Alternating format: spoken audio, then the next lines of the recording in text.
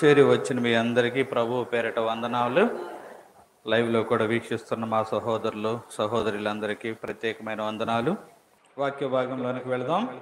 లూకాసు సువార్త 18వ అధ్యాయము 10వ వచనము నుండి కొన్ని వచనాలు చదువుదాం. ప్రార్థన చేయుటకై ఇద్దరు మనుషులు దేవాలయమునకు వెళ్ళిరి. వారిలో ఒకడు పరిసయ్యుడు,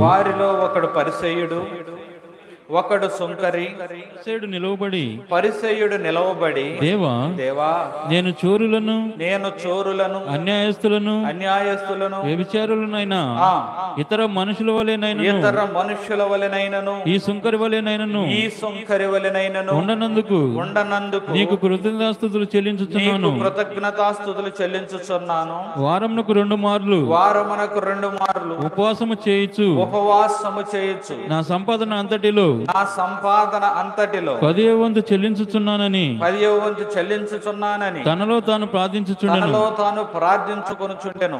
అయితే సుంకరి దూరముగా నిల్చుండి ఆకాశం వైపు కన్నులెత్తుటకైనను ధైర్యము చాలక రొమ్ము కొట్టుకొనుచు దేవా పాపినైన నన్ను కరుణించమని పలికెను. నీతిమంతుడుగా తీర్చబడి అతని కంటే ఇతడు నీతిమంతుడిగా తీర్చబడి తన ఇంటికి వెళ్ళెనని మీతో చెప్పుచున్నాను. తన్ను తాను హెచ్చించుకునేవాడు తగ్గింపబడునని తన్ను తాను తగ్గించుకునేవాడు హెచ్చింపబడునని చెప్పాను. చాలండి. ఈ యొక్క వాక్యమును మనం ధ్యానం చేసినప్పుడు ఈ యొక్క 10వ వచనం దగ్గర నుండి మనం చూసినట్లయితే ఇద్దరు మనుషులు దేవుని యొక్క సన్నిధానానికి వెళ్ళారు. సన్నిధానమునకు వెళ్ళి వారిలో ఒకడు ఎవరట? పరిసయ్యుడు, మరొకడు సుంకరి.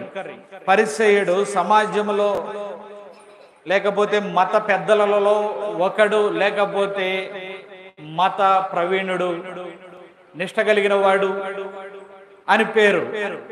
సుంకరికి కూడా లోకంలో ఏం పేరేం తక్కువ లేదు. ఎవరయ్యా అంటే వీళ్ళు పన్ను వసూలు చేసేవాళ్ళు. పన్నులు వసూలు చేసేటప్పుడు వీళ్ళ దగ్గర కూడా ఏం ధనం ఏమి తక్కువ లేదు.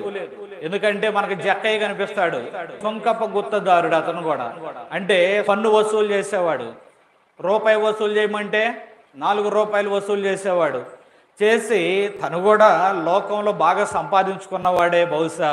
ఇక్కడ చూస్తే సుంకరి అంటే ఒక ఉద్యోగం కలిగిన వాడు, మంచి సంపాదన కలిగిన వాడు. పరిసయ్యుడు సమాజంలో పేరున్నవాడే. సుంకరి కూడా పేదవాడు కాదు, కానీ తను కూడా ఎంతో కొంత ఉద్యోగము, సంపాదన, పేరు ప్రతిష్టలు అన్నీ ఉన్నవాడే. ఇద్దరు వచ్చారు సన్నిధానానికి, దేవుని యొక్క దేవాలయానికి. ఇద్దరు ప్రార్థన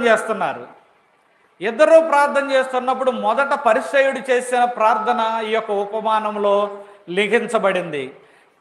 పరిసయ్యుడు లేచి ప్రార్థన చేస్తున్నాడు. ఏమని ప్రార్థన చేస్తున్నాడు? దేవా, అక్కడ వరకు బాగానే ఉంది.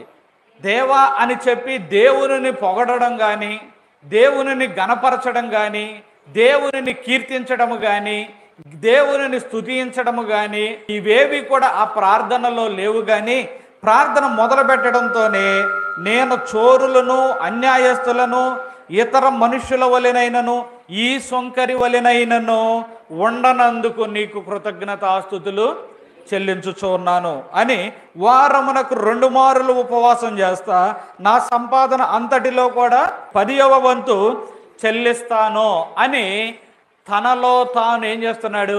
ప్రార్థన చేస్తూ ఉన్నాడు. ప్రార్థన అంటే హెచ్చించుకుంటూ ఉన్నాడు. ఎవరి సన్నిధానంలో హెచ్చించుకుంటూ ఉన్నాడు? దేవుని సన్నిధానంలో. దేవుని ముందుకు వచ్చి దేవుని సన్నిధానంలో దేవుని ఎదుట తనను తాను తగ్గించుకొని ప్రార్థించవలసిన ఈ వ్యక్తి ఏమని ప్రార్థన చేస్తున్నాడు అంటే తాను హెచ్చించుకుంటూ ఉన్నాడు. ఏమని హెచ్చించుకుంటున్నాడు? తన యొక్క ఉద్దేశం ఏమిటయ్యా అంటే, తన యొక్క ఆలోచన ఏమిటయ్యా అంటే, నా ఎంత గొప్పవాళ్ళు లేరు, లేకపోతే నా ఎంత భక్తిపరులు లేరు, నా ఎంత మత ప్రవిష్టుడు లేడు, లేకపోతే గొప్పవాడు లేడు అని తన్ను తాను హెచ్చించుకుంటూ ఉన్నాడు. అయితే 2వ వ్యక్తి సుంకరి ప్రార్థన చేస్తున్నాడు.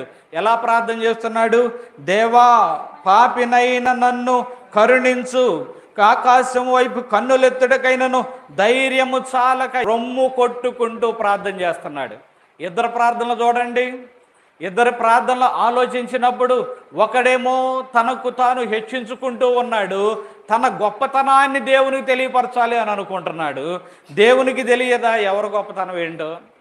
దేవుని ముందు అసలు గొప్పవారు ఎవరైనా ఉన్నారా? దేవుని ముందు ఎవరమైనను గొప్పవారమా అంటే ఎవరమునో దేవుని ముందు గొప్పవారము కానే కాము. కానీ ఈ యొక్క పరిసయ్యుడు ప్రక్కన వాళ్ళు వింటారనో తనలో తాను ప్రార్థన చేసుకుంటున్నాడు. కానీ తన యొక్క అతిశయము ఏమిటయ్యా అంటే, ప్రభువా నన్ను మంచి స్థితిలో ఉంచావు, లేకపోతే నన్ను మంచి భక్తిపరుడుగా చేశావు, నేను నా యొక్క సంపాదనలో 10వ వంతు ఇస్తున్నా, వారమునకు 2 మార్లు ఉపవాసము ఉంటా. ఈయన భక్తి అంతా ఎక్కడ పోతుంది? ఈ గొప్పతనంలోనే ఉన్న భక్తి అంతా కూడా మట్టి పోలైపోతుంది. పన్నీరు తీసుకుని వెళ్ళి నేల పోసినట్లుగా ఇతని యొక్క భక్తి అంతా కూడా ఏమైపోతుంది? నేల పాలైపోతా ఉన్నది. నిజమే, భక్తి చేస్తున్నాడు, దేవుని సన్నిధానంలో ఉపవాసం ఉంటాడు, దేవుని సన్నిధానానికి తీసుకురావలసినవి తీసుకొని వస్తాడు, దేవునికి ఇవ్వవలసినవి వేస్తూ ఉంటాడు, దేవుని పనులు చేస్తూ ఉంటాడు. ఇన్ని చేస్తున్నా, ఇన్ని ఇస్తున్నా, ఎంత ప్రయాసపడుతున్నా ఎక్కడ పోతుందయ్యా అంటే తన యొక్క హెచ్చించుకొనడంలోనే, తన యొక్క గొప్పతనము చెప్పుకొనడంలోనే ఈ ఉన్నదంతా కూడా ఏమైపోతుంది అంటే నేల పాలైపోతుంది. దేవునికి అస్సలు ఇష్టంగా అనిపించడంలా, దేవునికి అస్సలు ఇష్టంగా అనిపించడంలా అతన్ని చూస్తూ దేవుడు బహుశా అనుకొని ఉంటాడు, ఎందుకయ్యా నీ యొక్క గొప్పతనాలు? ఎవరి ముందు నీ గొప్పతనము? నేను ఇవ్వకపోతే, నేను నిన్ను ఈ స్థాయిలో ఉంచకపోతే ఎవరి ముందయ్యా నీకు ఈ గొప్పతనము అని దేవుడు అనుకుని ఉంటాడు. కానీ ప్రక్కనే ఒక సుంకర వచ్చాడు. ఆ సుంకర ఏమని ప్రార్థన చేస్తున్నాడంటే, అయ్యా పాపినైన నన్ను కరుణించు అని ఆకాశం వైపు కన్నులెత్తి చూడడానికైనా ధైర్యము చాలక రొమ్ము కొట్టుకుంటూ ప్రార్థన చేస్తున్నాడు. హల్లెలూయా. ఈ యొక్క వ్యక్తిని చూసినప్పుడు బహుశా ఇతను కూడా దేవుని యొద్దకు తేవలసిన వాటిని తెచ్చి ఉంటాడు, దేవునికి ఇవ్వవలసిన వాటిని ఇచ్చాడు అని ఎందుకు ఖచ్చితంగా చెప్పగలను అంటే ఇతడు భక్తి కలిగిన వాడుగా కనిపిస్తున్నాడు కాబట్టి దేవుని కొరకు చేయగలిగిన వాటిని చేశాడు, దేవునికి ఇవ్వగలిగిన వాటిని ఇచ్చాడు, దేవుని పని చేయగలిగిన చోట చేస్తూనే ఉన్నాడు, దేవునికి ఇష్టముగానే ఉన్నాడు. అంతేకాక దేవుని సన్నిధానంలో తనను తాను తగ్గించుకుంటూ ఉన్నాడు. హల్లెలూయా. మనం ఒక 2 విషయాలు మనం ధ్యానం చేసినట్లయితే, దేవుని సన్నిధానంలో నిన్ను నీవు తగ్గించుకుంటున్నావా, హెచ్చించుకుంటున్నావా? ఒకసారి పరిశీలన చేసుకుందాం. ఈ యొక్క వాక్యము లేకపోతే ఈ ఉపమానం అనేక సందర్భాల్లో మనం ధ్యానం చేశాం. అనేక మంది సేవకులు చెబుతూ ఉండగా కూడా మనము ఈ విషయాలు తెలుసుకున్నాము, అర్థం చేసుకున్నాము. కానీ మరొక్కసారి ధ్యానం చేసినట్లయితే ఇలాంటి మనస్సు ఎవరికైనానో మనలో ఉన్నట్లయితే నీవు చేస్తున్న భక్తికి ప్రతిఫలము దక్కదు. నీ యొక్క ప్రయాసం వ్యర్థమైపోతుంది, నీ యొక్క ప్రయాసకు ప్రతిఫలము దక్కదు. దేవుడు నీకు దేనిని ఇచ్చాడో, ఇచ్చినది ఎవరిచ్చారని దేవుని స్తుతించాలి? దేవుడే ఇచ్చాడని ఆయనను నీవు స్తుతించాలి. హల్లెలూయా. ఘనపరచాలి, ఆయన ఎదుట నిన్ను నీవు తగ్గించుకోవాలి. అందుకని యేసు ప్రభువు వారు అన్నారు, ఈ ఉపమానం చెప్పి, తనను తాను తగ్గించుకునేవాడు హెచ్చింపబడును, తనను తాను హెచ్చించుకునేవాడు తగ్గించబడతాడు. హల్లెలూయా.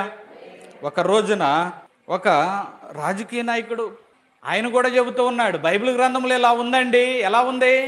తనను తాను హెచ్చించుకునేవాడు తగ్గించబడతాడు, తనను తాను తగ్గించుకునేవాడు హెచ్చింపబడతాడు అని వాళ్ళు కూడా ప్రస్తావిస్తున్నారు.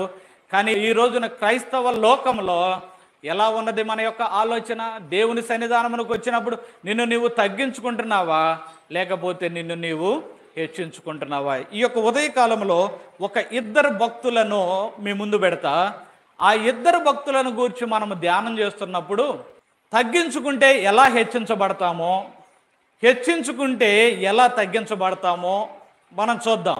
ఆ యొక్క 2 భక్తులను గురించి ధ్యానం చేసినప్పుడు 2వ సమూయేలు గ్రంథము 6వ అధ్యాయము 12వ వచనం నుండి 14వ వచనం వరకు ఒకసారి చదువుదాం రండి. దేవుని మందసము ఉండటం వలన యెహోవా ఒబేదెదోము ఇంటి వారిని అతనికి కలిగినదంతటిని ఆశీర్వదించుచున్నాడను సంగతి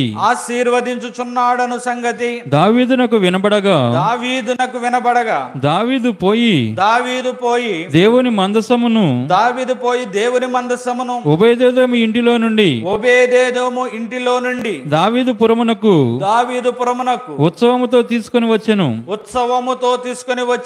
ఎట్లనగా యెహోవా మందసమును మోయువారు 6 అడుగులు సాగగా ఎద్దు ఒకటియు క్రొవ్విన దూడ ఒకటియు వధింపబడెను. దావీదు నారతో నేయబడిన ఏఫోదును ధరించుకొనిన వాడై శక్తి కొలది యెహోవా సన్నిధిని నాట్యమాడుచు ఉండెను. ఇలాగున దావీదును ఇశ్రాయేలులందరూ చాలండి. మళ్ళీ 20-21 వచనాలు చదవండి. తన ఇంటి వారిని దీవించుటకు దావీదు తిరిగి రాగా సౌలు కుమార్తె యొక్క మీకాలు దావీదును ఎదుర్కొన బయలుదేరి వచ్చి హీన స్థితి గల పనికత్తెలు చూచుచూ ఉండగా వ్యర్థుడొకడు తన బట్టలు విప్పివేసినట్లుగా ఇశ్రాయేలుకు రాజువైన నీవు నేడు బట్టలను తీసివేసి ఎంత ఘనముగా కనబడితివని అపహాస్యము చేసినందున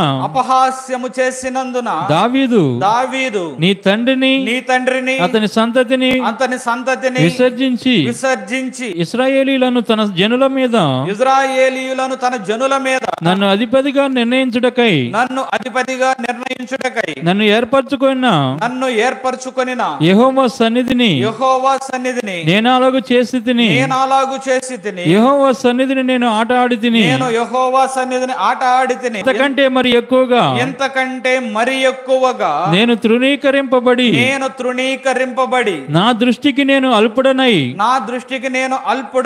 నీవు చెప్పిన పనికత్తెల దృష్టికి గనుడనగుదునని మీకాలుతో అనెను. మరణము వరకు సౌలు కుమార్తె మీకాలు పిల్లలను కనకయుండెను. చాలండి. ఇక్కడ మనం కొన్ని వచనాలను చదివినప్పుడు ఇక్కడ మనము 12వ వచనంలో చూసినది ఏమిటయ్యా అంటే దావీదు మందసాన్ని తీసుకొని వెళ్తున్నాడు. ఒబేదెదోము ఇంటిలో 3 నెలల మందసం ఉన్నది. అంతకుముందు మరి ఒక అబీనాదాబు అనే ఆయన ఇంటిలో మందసం ఉన్నది. చాలా జాగ్రత్తగా మనం గమనించినట్లయితే ఈ గిబియాలో అబీనాదాబు అనే ఒక ఆయన ఇంటిలో దేవుని యొక్క మందసము ఉన్నది.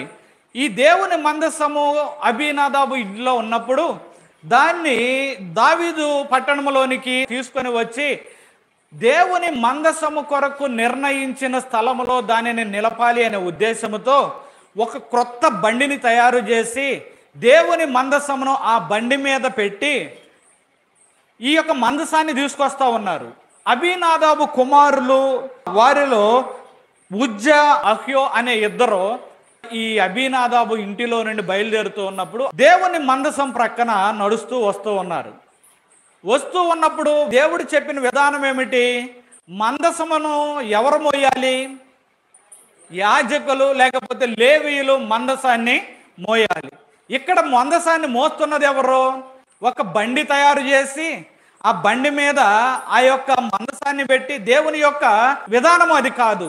యాజకులు లేకపోతే లేవీయులు దానిని మోయాలి. కానీ బండి మీద తీసుకొని వస్తూ ఉన్నప్పుడు ఆ నాకోరు కళ్ళము దగ్గరకు వచ్చినప్పుడు ఎడ్ల యొక్క కాలు జారినప్పుడు ఈ మందసము పడుతుందేమో అని ఉజ్జా తన యొక్క చేయిని చాచి దేవుని మందసాన్ని పట్టుకున్నప్పుడు యెహోవా కోపము ఉజ్జా మీద రగులుకొనెను. అతడు చేసిన తప్పును బట్టి దేవుడు ఆ క్షణమందే అతడు చనిపోయాడు. మనకు చాలా మందికి అనిపిస్తుంది, ఎందుకండి ఉజ్జా మంచి పనే చేశాడుగా, ఏమిటా మంచి పని? మందసం పడబోతుంటే చెయ్యి అడ్డం పట్టి ఆపబోయాడు. కానీ దేవుని యొక్క వాక్యము ఏమని క్లియర్గా చెబుతుందంటే అతడు చేసిన తప్పును బట్టి. ఏమిటా తప్పు? అసలు మొదటి నుంచే తప్పు జరుగుతూ వస్తుంది. ఏం తప్పు జరుగుతుందంటే విధానమే తప్పు. యాజకులే కరెక్ట్గా దాన్ని మోసుకుంటూ వచ్చినట్లయితే ఈ పరిస్థితి వచ్చేది కాదు. యాజకులు మోయకోకుండా బండి మీద బడి తీసుకొని వస్తూ ఉన్నారు, ఒకటి తప్పు. ఈ ఉజ్జ వెంట నడుస్తున్నాడు కానీ ఆ యొక్క ఎద్దుల యొక్క కాళ్ళు జారినప్పుడు అతని హృదయం ఎలా ఉందో, దేవుడు అంట, దేవుని మందసం అంట తీసుకొని వెళుతున్నారట. ఇప్పుడు ఇది పడిపోతే దీన్ని ఎవడు పట్టుకుంటాడట, ఏమో హృదయం తెలియదు. దేవుడు నిర్దోషులను సంహరించేవాడు కాదు, దోషము లేని వారిని ఆయన మొత్తేవాడు కాదు. కానీ ఇక్కడ ఉజ్జా మనసు ఎలా ఉన్నదో బైబిల్ గ్రంథం కూడా చెబుతోంది. అతడు చేసిన తప్పును బట్టి, ఏమిటా తప్పు? లేవీయులు తప్ప మరి ఎవరినో తాకకూడని ఆ మందసమును తాగటం. అంతేకాకుండా మరి అక్కడ స్పష్టత లేదు, కానీ ఉజ్జా యొక్క హృదయం ఎలా ఉందో మనకు తెలియదు. కానీ తప్పైతే దొర్లినట్లుగా బైబిల్ గ్రంథము స్పష్టంగా చెబుతూ ఉంది. అతడు చెయ్యి అడ్డం పెట్టినప్పుడు ఆ తప్పును బట్టి అతడు మొత్తపడ్డాడు. దావీదుకు భయం వేసిపోయింది. ఏమిటి దేవుని యొక్క శక్తి? మందసాన్ని తాకితేనే మనిషి అలా ఉన్న పాటున అమాంతంగా పడిపోయాడు, అమాంతంగా చనిపోయాడు, ఏమిటి అని ఆ మందసాన్ని చూస్తే భయం వేసిపోయింది. ఈ రోజున దేవుని యొక్క మందిరము అనగా, లేకపోతే దేవుని యొక్క సన్నిధి అనగా, దేవుని యొక్క బలిపీఠము అనగా, దేవుని యొక్క సన్నిధానములో మనము నివసించుటనగా భయం ఉన్నదా? భయం ఉన్నదా? లేకపోతే నీ ఇష్టానుసారముగా ఉంటున్నావు? ఒక్కసారి ఆలోచించాలి. దావీదుకి భయం వేసిపోయింది. ఏమిటి, ఇలా చేయి వేస్తేనే పడిపోయాడేమిటి అని భయం వేసిపోయి, అయ్యా దావీదు పట్టణానికి ఇప్పుడు వద్దులే, ఇప్పుడు తీసుకెళ్ళంలే, నాకేంటో భయం వేస్తుంది. సరి అయిన విధానాలు ఉంటే నీకు భయం ఎందుకు వచ్చేది? సరి అయిన విధానంలో మనం దేవునిలో నడిచినట్లయితే ఎందుకు ఈ భయం? దావీదుకు కూడా భయం వచ్చింది. ఎందుకు వచ్చిందయ్యా అంటే సరి అయిన విధానంలో అతడు నడవడంలా. అప్పుడు తను ఇంటికి వెళ్ళిన తర్వాత దావీదు ఆలోచించుకొని ఉంటాడు, ఎందుకు ఇలా జరిగింది, ఎందుకు ఇలా జరిగింది అని ఆలోచించినప్పుడు మరొక వార్త వినబడింది. ఏమిటయ్యా అంటే 3 నెలలు ఒబేదేదేము ఇంటిలో మందసము ఉంటే అతడు బహుగా ఆశీర్వదించబడేను అనే మాట వినబడింది. ఇక్కడ చూసారా, అబీనాదాబు ఇంట్లో కూడా కొన్ని సంవత్సరాల పాటు ఉన్నది. అబీనాదాబుకి ఏ విధమైన ఆశీర్వాదమును గురించిన మాటలు రాయబడలా. ఎందుకు? ఏదో ఇంట్లో ఉంది, అంతేగాని ఆయన ఎడల భయభక్తులు కానీ, భయము కానీ, భక్తి కానీ అబీనాదాబులో కూడా బహుశా కనిపించకపోయి ఉండవచ్చు. ఆశీర్వాదం ఏమి తెలియలా. కానీ ఒబేదేదోము ఇంటికి వచ్చేసరికి ఆశీర్వాదం పెళ్ళుబిగుతూ ఉంది. బిడ్డలో మంచి సంతానము, పొలాలు ఆశీర్వదించబడుతూ ఉన్నాయి, ఇల్లు ఆశీర్వదించబడుతూ ఉన్నది. ఆశీర్వదించబడుతూ ఉన్నప్పుడు దావీదుకు వినబడింది, ఒబేదేదోము బహుగా ఆశీర్వదింపబడుతున్నాడయ్యా, ఎందుకట అని ఆలోచన చేస్తే దేవుని మందసము అతని ఇంటిలో ఉన్నది కాబట్టి అతడు ఆశీర్వదించబడుతున్నాడు. క్రైస్తవులైన నీ ఇంటిలో, మన ఇంటిలో కూడా దేవుని యొక్క మందసము, నిబంధన మందసము అనగా దేవుని యొక్క వాక్కు, బైబిల్ గ్రంథము ఉన్నది. ఉన్నప్పుడు నీవు దేవుని ఎడల భయభక్తులు కలిగి ఉన్నట్లయితే దేవుడు నిన్నేం చేస్తాడంటే అత్యధికముగా ఆశీర్వదిస్తాడు. హల్లెలూయా. మా ఇంట్లో బైబిల్ ఉన్నదిలే, లేకపోతే దేవుని యొక్క చిత్రపటము ఉన్నదిలే, దేవుడు మా ఇంటిలోనే ఉన్నాడు అని భయభక్తులు లేకుండా నీవు జీవిస్తూ ఉన్నట్లయితే ఏ విధమైన ఆశీర్వాదం రానే రాదు. ఒబేదేదోము ఇల్లు ఆశీర్వదించబడుతుంది. ఎందుకయ్యా అంటే అతడు భయభక్తులు కలిగి తన ఇంటిలో మందసాన్ని పెట్టుకున్నాడు. తన బిడ్డలతో కూడా చెప్పుంటాడు, అరే దేవుని మందసం మన ఇంట్లో ఉన్నది, దేవుని యొక్క మందసము, దేవుని యొక్క నివాస స్థానమైన ఆ మందసం మన ఇంట్లో ఉన్నది కాబట్టి యథార్థంగా జీవించండి, పరిశుద్ధంగా జీవించండి, పవిత్రంగా జీవించండి, దేవుని యొక్క ఆజ్ఞల విషయంలో జాగ్రత్త కలిగి ఉండండి.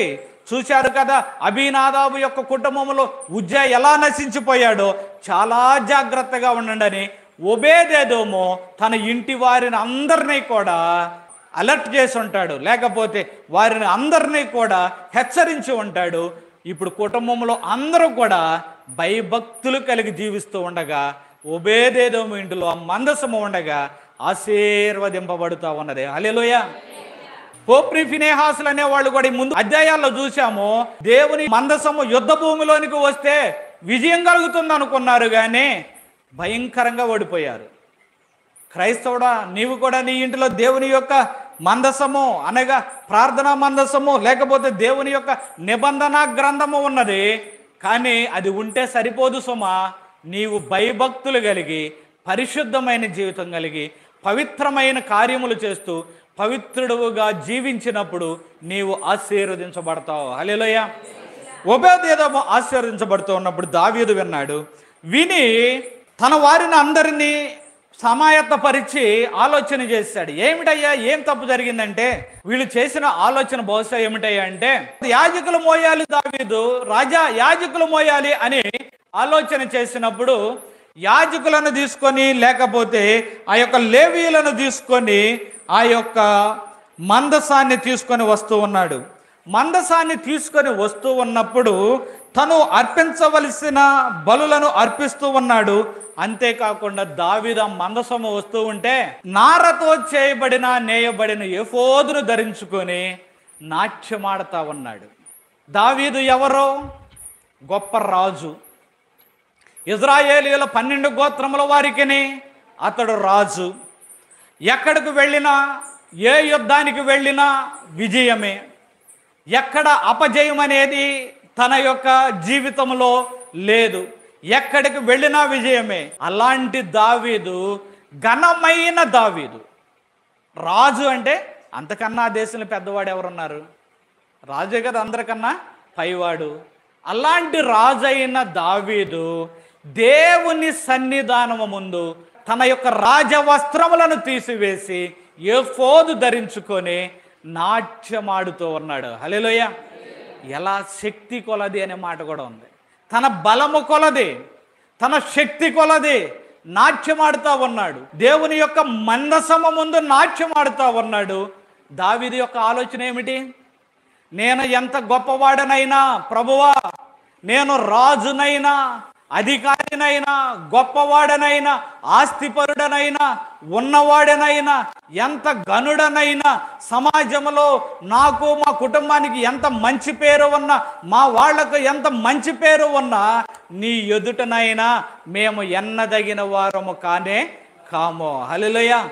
దావీదు తన యొక్క రాజవస్త్రాలు తీసేశాడు. ఇప్పుడు ఒక సామాన్యుని వలె దేవుని ఎదుట నాట్యమాడుతూ ఉన్నాడు. హల్లెలూయా. చూడండి, దేవుని ఎదుట అందరూ సమానులే. ఈ లోకంలో తారతమ్యాలు ఉండవచ్చేమో కానీ అవి లోక సంబంధమైన తారతమ్యాలే. కానీ ప్రతి ఒక్కరూ కూడా తెలుసుకోవలసిన విషయం ఏమిటయ్యా అంటే దేవుని ముందు అందరూ సమానమే. ఈ లోకంలో చాలా తారతమ్యాలు ఉన్నాయి. ఈ తారతమ్యాలలో ఒకరు పైన ఒకరు కింద కనిపించవచ్చు. ఈ దేశం వాళ్ళను ఆ దేశం వాళ్ళు చాలా తక్కువగా చూడవచ్చు. వర్ణ భేదాలు ఉండవచ్చు, రంగు భేదాలు ఉండవచ్చు. ఒక దేశం వాళ్ళు మరొక దేశం వాళ్ళని చులకనగా చూడవచ్చు. ఇలాంటివన్నీ ఉన్నాయి, కానీ ఇవి మనుషుల వరకే. కానీ దేవుని ముందు అన్ని రంగుల వారు, అన్ని దేశాల వారు, అన్ని జాతుల వారు అందరూ కూడా సమానమే. హల్లెలూయా. కాబట్టి నీవు నేను దేవుని ఎదుట మనలను మనము తగ్గించుకొని, ఉన్నత స్థితి ఉంటే తగ్గించుకొని, లేని స్థితి ఉంటే నా దేవునికి నా లేమి కానీ నా యొక్క స్థితి కానీ ఏది కూడా అడ్డము కాదు అనే విషయమును గ్రహించి అందరమును దేవుని ఎదుట సమానులమని ఎంచి దేవుని ఎదుట మనలను మనము తగ్గించుకోవాలి. హల్లెలూయా. ఆస్తిపరులే గరాణ ఉంటుంది అనుకోకూడదు. కొన్ని సందర్భాల్లో గర్వము గరాణ అనేది కొంతమందిలో ఏమీ లేకపోయినా గర్వంగానే ఉంటారు. ఆస్తిపరులు కొంతమంది అన్నీ ఉన్నా అణిగిమణిగే ఉంటారు. అందుకని ఈ ఆస్తుల గురించో లేకపోతే సమాజంలో ఉన్న పరిస్థితుల గురించో కాదు, ఎవరి హృదయానికి సంబంధించింది అది. తగ్గించుకునేవాడవా హెచ్చించుకునేవాడవా అనేది నీ హృదయానికి సంబంధించినది. నీ హృదయానికి సంబంధించినది కనుక నిన్ను నీవు హెచ్చించుకొనక తగ్గించుకున్నట్లయితే దేవుడు నిన్ను తప్పనిసరిగా హెచ్చిస్తాడు. హల్లెలూయా. మీకాలు దగ్గరకు వచ్చాడు. కుటుంబం వారిని అందరినీ దీవించుకుంటూ దావీదు మీకాలు దగ్గరకు వచ్చేసరికి మీకాలు దావీదును చూసి ఒక మాట అంటుంది, అబ్బా భలే ఎగిరావు, ఎంత ఘనంగా కనపడ్డావయ్యా, హీనులైన పనికత్తెల ముందు రాజవస్త్రాలు తీసేసి బట్టలు విప్పేసి భలే ఘనంగా కనిపించావని అపహాస్యం చేస్తూ ఉన్నది. అపహాస్యం చేస్తూ ఉన్నప్పుడు దావీదు ఎంత చక్కటి సమాధానం ఇచ్చాడంటే, అమ్మా ఇంతకంటే మరి ఎక్కువగా నేను తృణీకరింపబడి నా దృష్టికి నేను అల్పుడనై నీవు చెప్పిన పనికత్తెల దృష్టికి గనుడనగుదును. ఇంతకన్నా తగ్గించుకుంటా, నేను తగ్గించుకున్న చాలా నా దేవుని ముందు, ఇంతకన్నా తగ్గించుకుంటా, ఇంతకన్నా తృణీకరింపబడతా. ఎందుకో తెలుసా? పై వచనాలు అంటాడు, దేవుడు నన్ను హెచ్చించాడు. హల్లెలూయా. నీ యొక్క తండ్రి కుటుంబం వారిని, నీ కుటుంబం వారిని కాదని విసర్జించి ఎందుకు కానివాడనైన నన్ను దేవుడు హెచ్చించాడు. హల్లెలూయా. నిజమే కదా? దావీదు యొక్క పూర్వము ఎలాంటిది? గొర్రెల కాపరి కుటుంబము, ఎన్నిక లేని కుటుంబం. ఆ దేశంలో దావీదు లాంటి కుటుంబం వారు ఎంతోమంది ఉన్నారు. అలా గొర్రెలు కాచుకునే వాళ్ళు ఎంతోమంది ఉన్నారు. అలా చాలని జీవితాలు కలిగి ఏదో వచ్చిన దానితో అలా జీవితాన్ని గడుపుకుంటున్న వారు ఎంతోమంది ఉన్నారు. కానీ దావీదు మాత్రము అలాంటి పరిస్థితుల్లో కూడా దేవునికి నమ్మకంగా జీవించడం మొదలుపెట్టాడు. కాబట్టి ఒక్కొక్క మెట్టు దేవుడు రాజ్యములోనే ఉన్నతమైన స్థానానికి తీసుకుని వెళ్ళిపోయాడు. హల్లెలూయా. తన్ను తాను తగ్గించుకున్నాడు. తన్ను తాను తగ్గించుకోవడం వల్ల దావీదు హెచ్చింపబడ్డాడు. హల్లెలూయా.